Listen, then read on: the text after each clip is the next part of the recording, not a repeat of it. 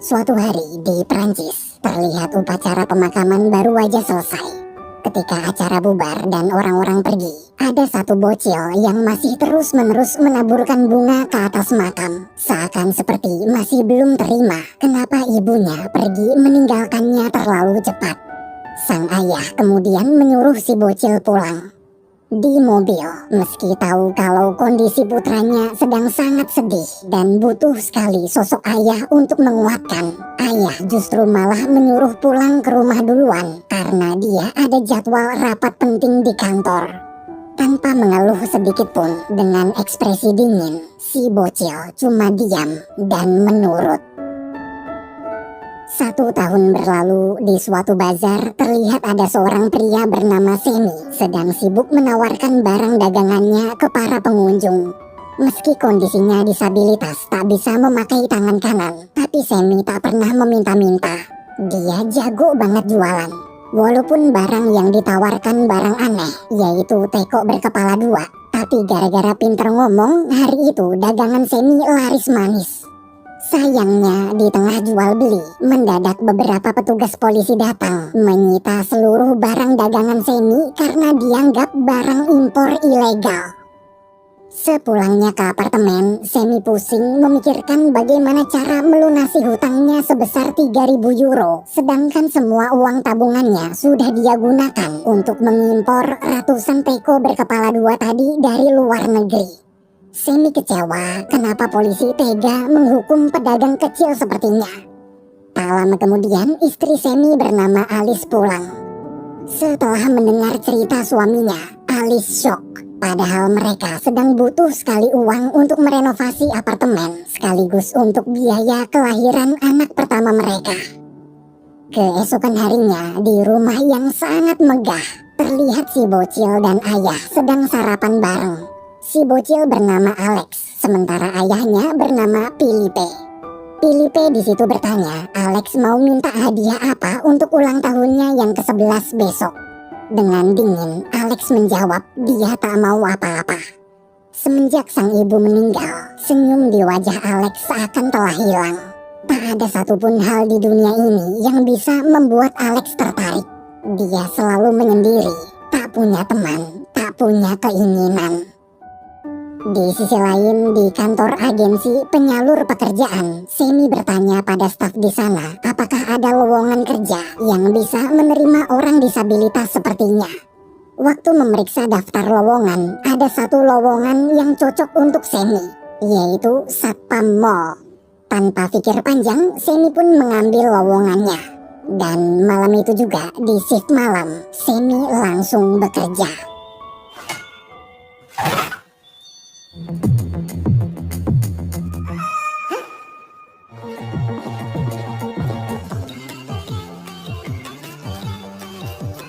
Il va chercher un vrai travail.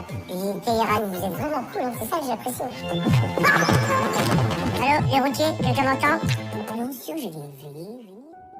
Paginya, Alex datang bersama para bodyguard serta direktur mall.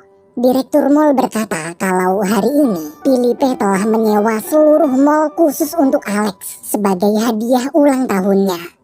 Waktu lagi jalan ngeliat-liat, ada sesuatu di toko mainan yang menarik perhatian Alex. Pas dipantengin, mereka semua ngeliat Semi lagi ketiduran. Ketika Semi bangun dan melihat ada direktur mall, dia panik terus langsung pura-pura kerja. Pas mau turun celananya nyangkut. Saat bodyguard Alex mencoba membantu, gara-gara nggak bisa diem, Semi malah nggak sengaja nonjok mereka, bahkan sampai nyemprotin gas air mata. Melihat tingkah kocak Semi, tiba-tiba Alex bilang ke direktur mall kalau dia mau ngebeli satpam itu. Direktur pun kaget lalu berusaha menjelaskan, manusia bukan barang yang bisa dibeli. Tapi waktu Alex ngancam akan ngadu ke bapaknya, direktur akhirnya menuruti keinginan Alex. Direktur kemudian mengajak Semi bicara berdua.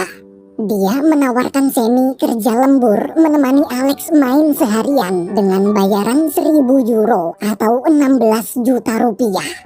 Meski bingung, tapi karena butuh uang, Semi pun menerima tawaran barusan. Saat mereka berdua nyamperin Alex minta mainannya dimasukin ke box. Mendengar itu, Semi protes ke direktur. Bukannya tadi dia cuma disuruh nemenin main doang, kenapa jadi dimasukin ke box? Dia ini orang, bukan barang. Direktur lalu menjelaskan, nggak ada yang boleh nolak permintaan orang terkaya di Perancis.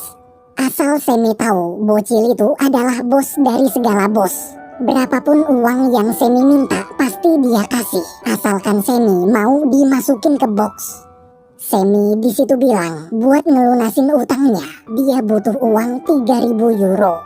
Tanpa pikir panjang, direktur setuju. Terus langsung memerintahkan stafnya, bungkus nih orang. Nul. Quelle cool cela.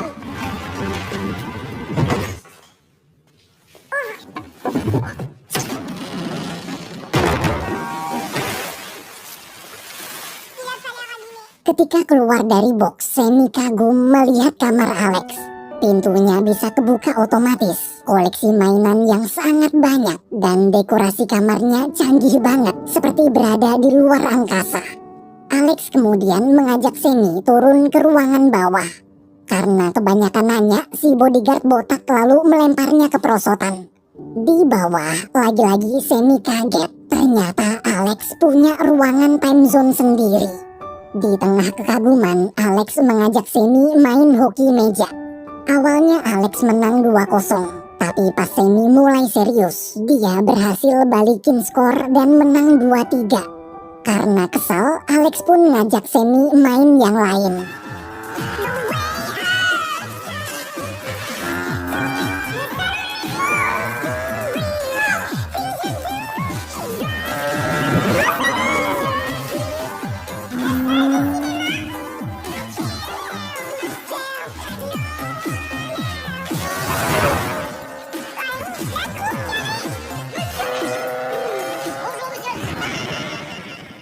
Saat Filipe baru pulang, bodyguard melapor sambil menunjukkan video unboxing Semi yang tadi dia rekam.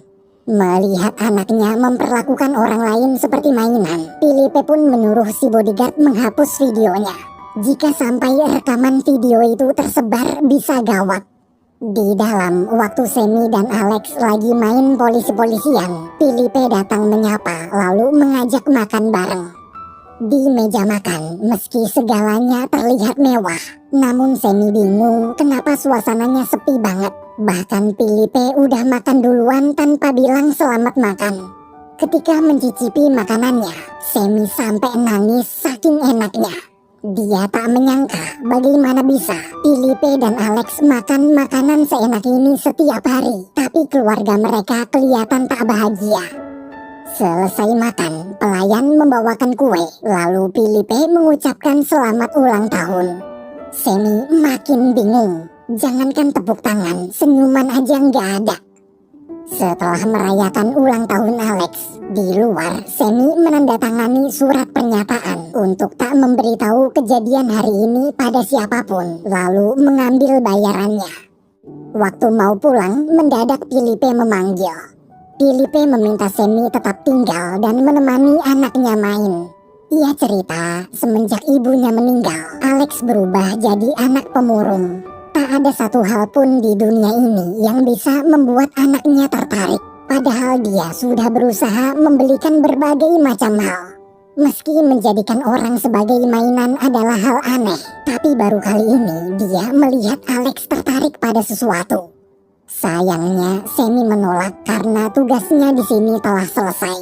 Tadi dia rela dijadikan mainan cuma demi melunasi hutangnya sebesar 3.000 euro. Jika bukan karena hutang, dia tak mungkin mau. Bagaimanapun juga, dia tetap manusia yang punya harga diri dan tak akan pernah mau dijadikan mainan. Tapi pas mau pergi, Filipe bilang, gimana kalau Semi digaji 14.000 euro atau 200 juta rupiah setiap minggu. Mendengar tawaran itu, malamnya Semi nemenin Alex lagi.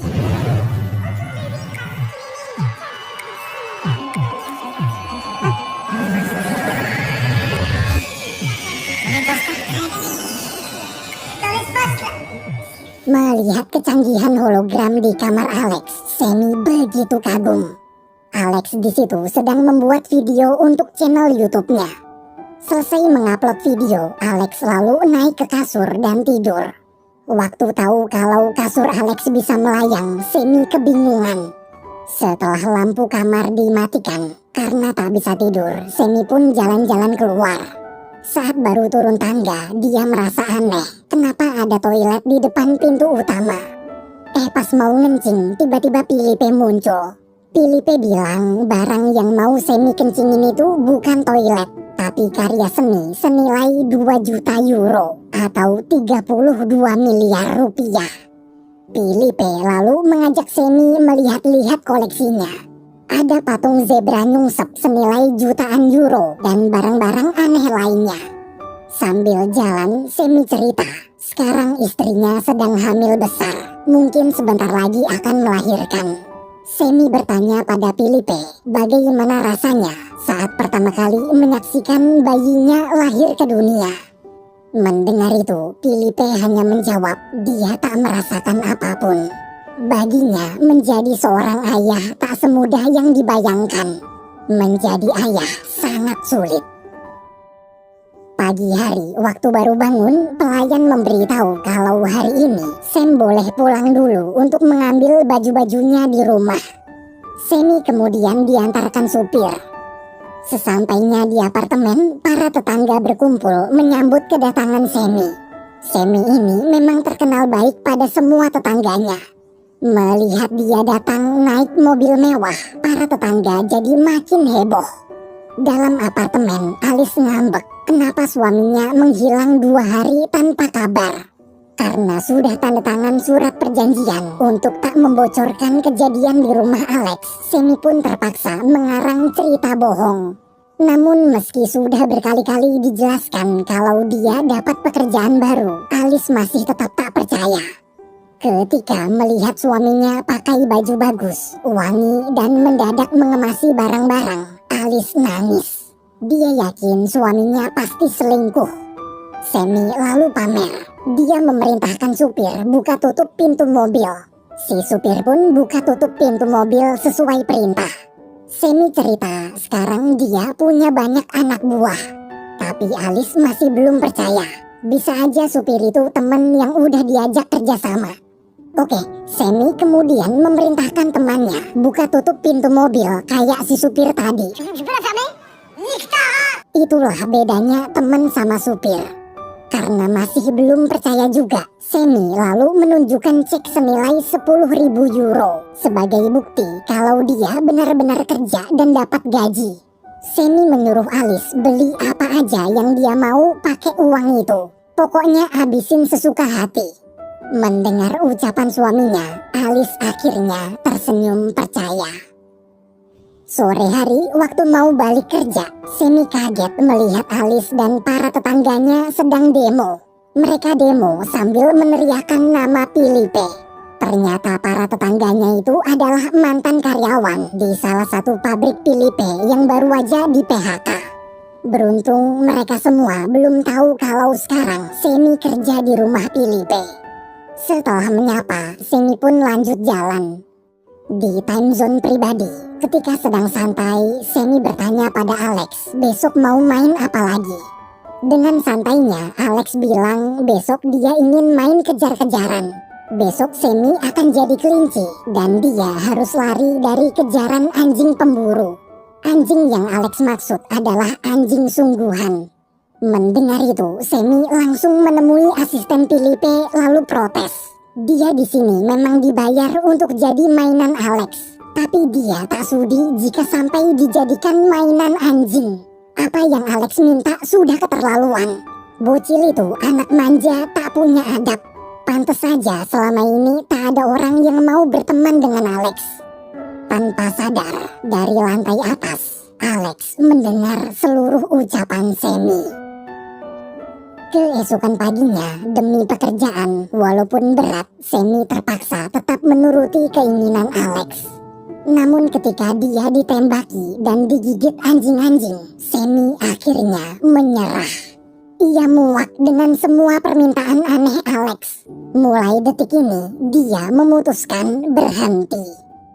Setelah Semi pergi, Filipe berkata, Alex baru aja menghancurkan hati mainannya. Sore hari di apartemen, Semi kaget. Ternyata seluruh uang yang kemarin dia berikan sudah habis tanpa sisa sama sekali. Alice menggunakan uang itu untuk membeli mesin cuci baru, TV baru, renovasi apartemen, dan sisa uangnya dia gunakan untuk membantu mendanai perjuangan teman-temannya yang sedang demo di depan pabrik Philippe.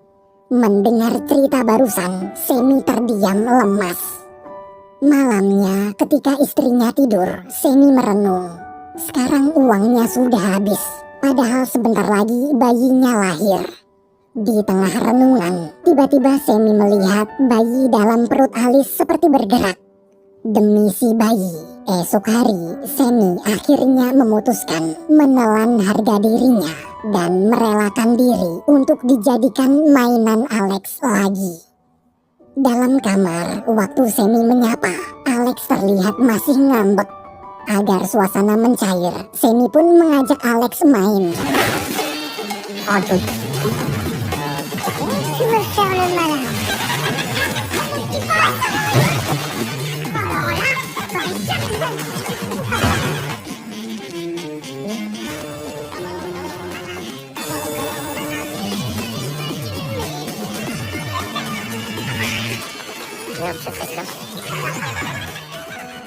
Di tengah acara, Philippe menyuruh semua tamu diam. Ini pertama kalinya dia mendengar putranya bisa tertawa lagi semenjak istrinya meninggal. Sore hari di balkon rumah, waktu Alex mengajak Semi main lagi, Semi menyuruh Alex istirahat sebentar sambil menikmati indahnya pemandangan sore. Semi menasehati agar Alex harus bisa lebih menikmati hidup sebelum ajal menjemput.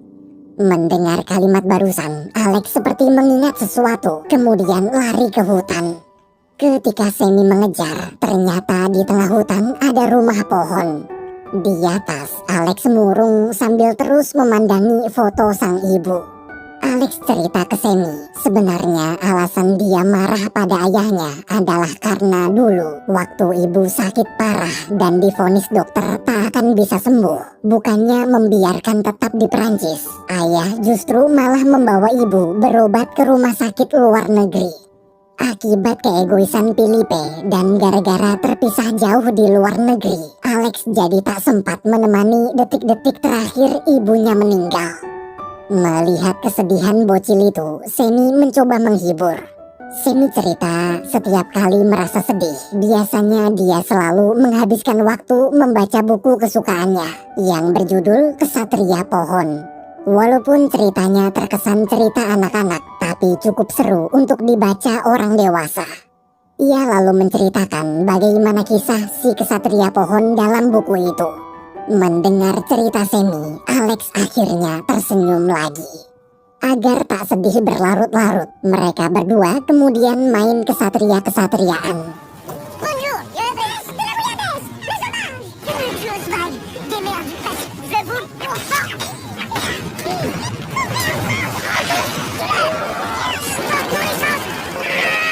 Écoute-moi bien, mon petit pépère. La tempête, là, que la fée clochard arrive à détecter. Malamnya ketika Alex tidur, Semi menelpon Alice untuk memberi kabar. Alice pun tersenyum dan mengatakan kalau anak mereka nanti pasti akan bangga punya ayah hebat seperti Semi. Pagi hari saat kembali ke rumah, Semi bertemu Philippe yang kebetulan baru mau berangkat kerja. Sambil bercanda, Semi mengajak Philippe buka sepatu terus nyeker di rumput karena rasanya geli-geli enak. Dengan senang hati, Philippe pun menolak. Semi melapor, Philippe tak perlu khawatir. Sekarang Alex sedang tidur nyenyak di rumah pohon. Semi bilang sebenarnya bocil itu butuh sekali sosok ayah. Jadi kalau bisa, Philippe harus lebih sering menghabiskan waktu bersama Alex. Kebetulan nanti malam ada jadwal pertandingan bola Perancis lawan Spanyol. Jika tak sibuk, Philippe bisa datang untuk nonton bareng. Mendengar itu, dengan sombong, Philippe menjawab, orang seperti Semi tak pantas menasehatinya.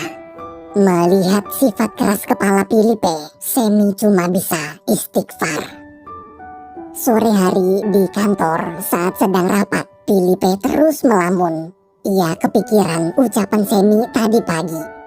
Malamnya terlihat Semi, Alex, bodyguard serta para pelayan sedang asik nonton bola bareng antara Prancis lawan Spanyol. Karena pertandingannya seru banget, mereka pun tegang sampai teriak-teriakan. Di tengah keseruan, tiba-tiba Filipe datang. Seketika suasana langsung hening total. Filipe lalu menyuruh mereka melanjutkan acara nonton barengnya karena dia kesini cuma mau ikutan nonton. Saat Filipe ikut nonton, orang-orang yang tadinya berdiri jadi pada duduk rapih. Nggak ada yang berani bersuara sama sekali. Cuma Alex sama Semi doang yang teriak-teriakan. Waktu Prancis ngegolin, melihat Alex memeluk Semi, Filipe pun mengajak Alex pelukan juga. Tengah malam, karena nggak bisa tidur, Semi menyusup ke dapur untuk mengambil roti-roti. Tapi pas mau balik ke kamar, dia kepergok Filipe. Filipe kemudian mengajak Semi ngobrol santai. Meski agak gugup, di obrolan santai itu, Semi bilang kalau Filipe orangnya terlalu kaku. Ia meminta Filipe menunjukkan ekspresi wajah seandainya baru aja dapat uang 1 miliar euro. Filipe pun menunjukkan ekspresi wajahnya. Oke, gimana kalau seandainya baru aja kehilangan uang 1 miliar euro? Filipe pun menunjukkan ekspresi wajahnya lagi. Semi bingung kenapa Filipe punya rumah mewah, ratusan mobil, ribuan karyawan, tapi cuma punya satu ekspresi wajah yang datar. Bila semua ekspresi Filipe sama, maka orang-orang di sekitarnya tak akan tahu apakah Filipe sedang sedih, marah, atau senang. Mereka pasti akan salah paham. Bahkan tadi waktu nonton bola bareng, hanya sekedar memeluk anaknya sendiri aja, Filipe kaku banget. Semi kemudian mengajari bagaimana cara berpelukan yang baik dan benar. Pertama, pelukan itu bukan cuma saling merangkul tangan aja, tapi juga harus sampai bersentuhan badan. Setelah bersentuhan badan, Filipe harus menarik nafas dalam-dalam untuk menikmati sensasinya. Saat mengikuti arahan Semi, Filipe merasakan perbedaannya. Pas lagi enak-enaknya pelukan, tiba-tiba ada pelayan mergokin tuh bocah berdua. Biar nggak salah paham, mereka pun bubar. Di kamar ketika sedang tidur, Alex terbangun gara-gara mimpi buruk. Karena ketakutan, ia lalu pindah tidur satu kasur dengan Semi. Pagi harinya, waktu mau jogging, Filipe teringat saran Semi semalam. Ia kemudian mencoba tersenyum dan menghampiri dua tukang kebunnya. Sambil memasang wajah ramah, Filipe menyapa salah satu tukang kebun bernama Paul. Tapi ternyata dia salah orang. Nama tukang kebun itu Lucen, Paul yang satunya lagi. Filipe lalu menanyakan bagaimana kabar putri Lucen. Lagi-lagi dia salah. Lucen anaknya cowok, yang anaknya cewek si Paul. Karena suasananya canggung, Filipe pun lanjut jogging. Selesai lari pagi, ketika ingin membangunkan anaknya, Filipe melihat Alex dan Semi sedang tidur satu kasur berdua. Filipe sangat cemburu. Seumur hidupnya, dia tak pernah bisa sedekat itu dengan anaknya sendiri.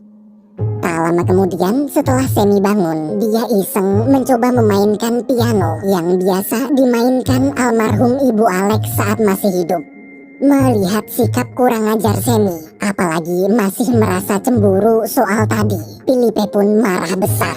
Nggak ada angin, nggak ada hujan, tiba-tiba Filipe memecat Semi dan mengusirnya dari rumah. Si bodyguard botak lalu melempar Semi keluar. Dia terlihat senang, akhirnya Semi dipecat juga. Selama ini dia sudah muak dengan tingkah laku kurang ajar Semi.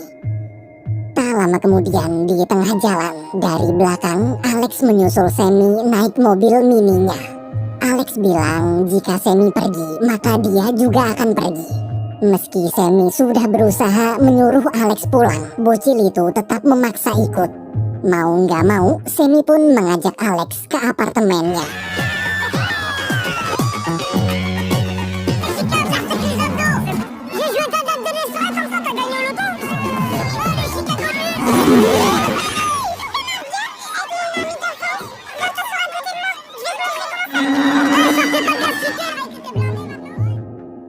sisi lain, waktu tahu kalau Alex kabur dari rumah, Philippe marah. Kenapa si bodyguard tak bisa menjaga anaknya?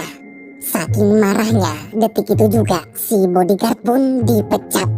Mendengar ucapan Philippe, si bodyguard kecewa. Padahal dia sudah 10 tahun bekerja di sini. Si bodyguard lalu pergi dari sana dengan wajah penuh dendam.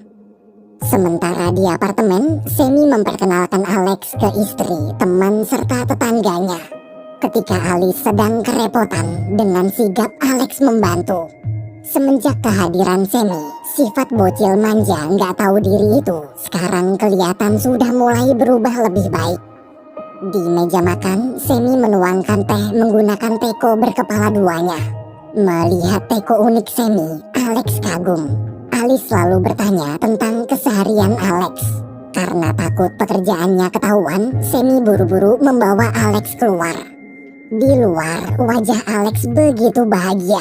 Untuk pertama kalinya, dia bisa main sama anak-anak seumurannya. Tapi waktu lagi asik main, ada bocah songong ngebully Alex dan ngajak berantem. Awalnya Semi berusaha memisahkan mereka karena takut anak bosnya terluka. Tapi tanpa diduga-duga, ternyata Alex bisa bela diri.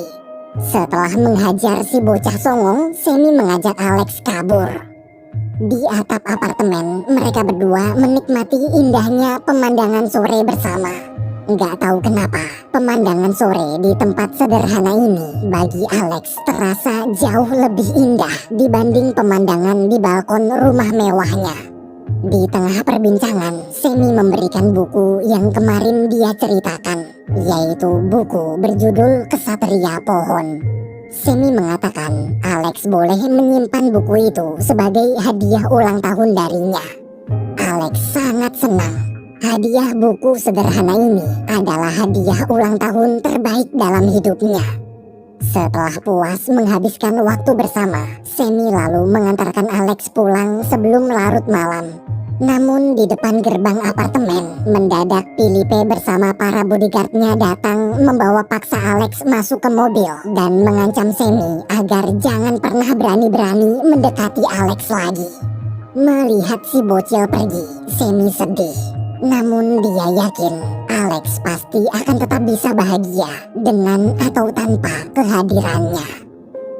Ketika berjalan kembali ke apartemen, Semi merasa aneh. Kenapa orang-orang memandanginya dengan tatapan sinis sambil meledeknya soal video viral di YouTube. Dalam mobil, di perjalanan pulang, notifikasi di HP Philippe dan Alex berbunyi terus-menerus. Waktu diperiksa, mereka kaget melihat semua video selama Semi jadi mainan di rumah Alex telah disebarkan oleh si bodyguard botak di YouTube. Dalam hitungan jam, video itu pun viral sampai masuk berita, bahkan dibuat parodi di mana-mana. Di apartemen, Alice menangis dan marah sejadi-jadinya. Ia kecewa kenapa selama ini suaminya berbohong. Dia benar-benar malu punya suami yang dijadikan mainan orang kaya. Apalagi orang kaya itu adalah orang kaya jahat yang telah mem-PHK seluruh tetangganya di sini. Dengan perasaan hancur, Alice meminta Semi pergi dari rumah. Dia tak mau anaknya nanti punya ayah yang tak punya harga diri dan membuat malu keluarga.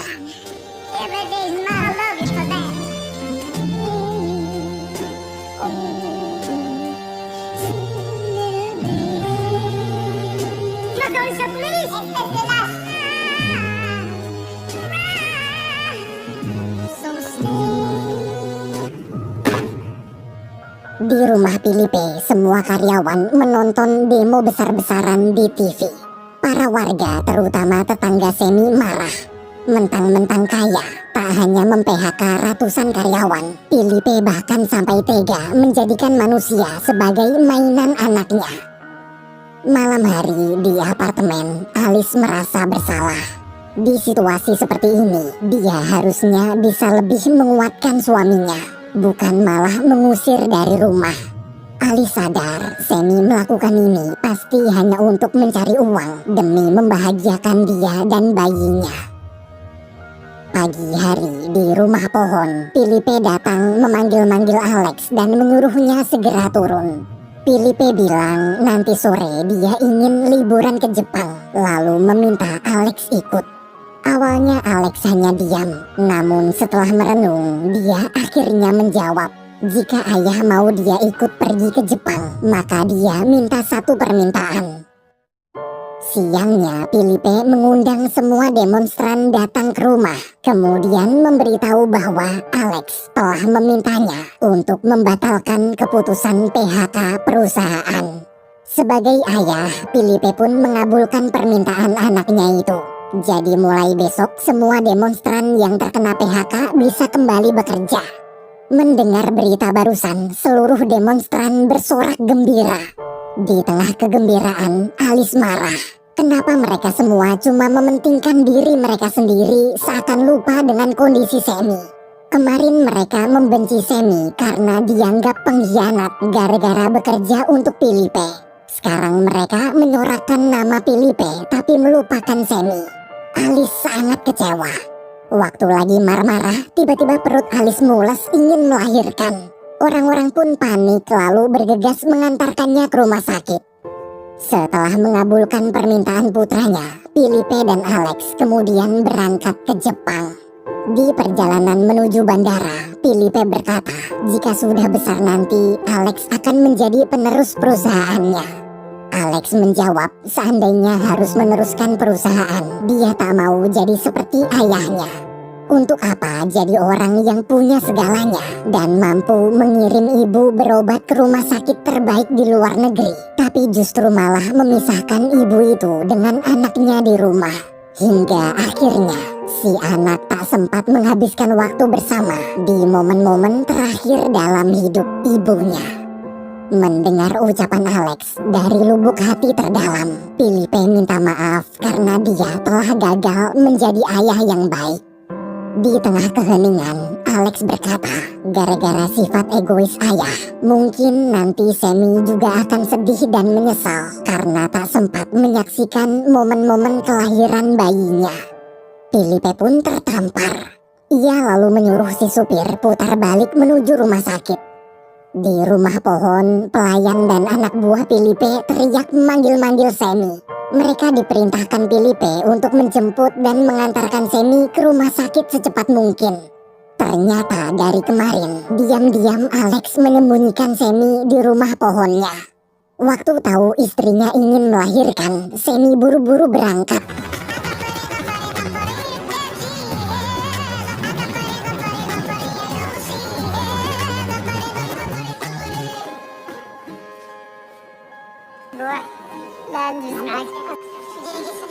Di rumah sakit selama proses melahirkan, para tetangga terlihat cemas. Saat sedang duduk menunggu berdua, Alex mengucapkan terima kasih pada ayahnya. Filipe pun terharu. Ini pertama kalinya dia mendengar ucapan terima kasih dari anaknya. Filipe mengatakan, kedepannya dia akan berusaha lebih sering menghabiskan waktu bersama Alex. Tak lama kemudian, Semi keluar dari ruang persalinan. Dengan wajah gembira, dia teriak kalau anaknya perempuan. Semua orang lalu bersorak memberi selamat. Dalam kamar persalinan, ketika memandangi wajah bayi kecilnya, Semi begitu terharu. Ia kemudian mengizinkan Alex menggendong bayinya. Melihat wajah Alex yang bahagia, Filipe ikut senang. Setelah semua selesai, sebelum lanjut pergi ke bandara, Filipe mengajak putranya jalan-jalan terlebih dahulu untuk menikmati indahnya suasana sore di taman rumah sakit. Saat mereka berdua duduk di bangku taman, Filipe melepaskan sepatu lalu menyuruh Alex melepas sepatunya juga. Filipe bilang, kata Semi, nyeker di atas rumput rasanya geli-geli enak. Jadi gimana kalau mereka berdua mencobanya? Dengan gembira, ayah dan anak itu akhirnya menghabiskan waktu bersama, menikmati hal-hal sederhana yang terasa indah. Pas lagi jalan, Alex minta satu permintaan lagi. Dia ingin membuat suatu perusahaan baru bersama Semi, yaitu perusahaan pabrik teko berkepala dua. Sambil tertawa, Filipe pun setuju.